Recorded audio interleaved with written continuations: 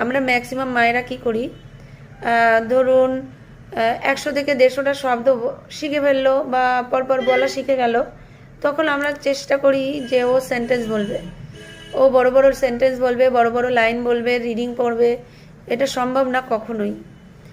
বাচ্চাকে সবসময় চেষ্টা করতে হয় অনেক শব্দভাণ্ডার তৈরি করার।